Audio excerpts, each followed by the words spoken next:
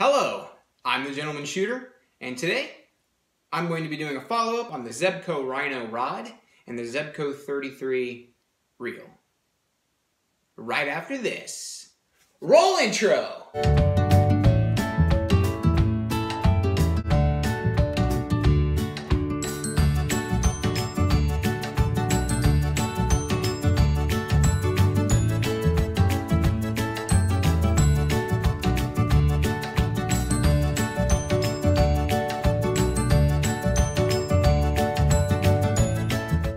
Okay, today we're going to be taking another look at the Zebco Rhino and Zebco Platinum, Zebco 33 Platinum. I've been using this setup for a couple years now, and I've learned a lot about the pluses and minuses. I'm going to get it out of the way right up front here and say that this is an excellent beginning rod and reel. For someone who didn't know a lot about fishing, I think this was a great way for me to get into the hobby and into the sport. So after 2 years of using this, I've learned that it's a beast of a setup. This rod takes a lot of abuse, and that the Zebco 33 has yet to let me down. I did have a problem in the beginning with the line getting caught up in the top of the reel.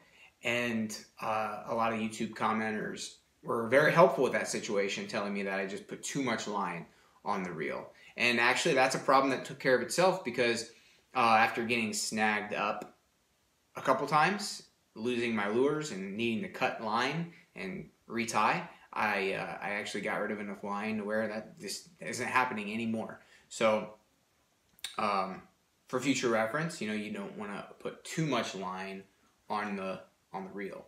And that was really the only problem I had with it. Now, since then, I have begun using other setups. Through a fishing buddy of mine, I was able to use Shimano Sedona. And, oh boy, that is a night and day difference between this Zebco and that Shimano. That thing is smooth. So then, I also, not only did I use a different reel, but that was put on a Shakespeare Micro Light rod, and just night and day difference between what you can sense, what you can feel through the rod, the bites, any kind of action.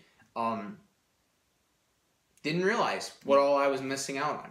The Shimano is much smoother with the retrieve, and I noticed a different action with the lures.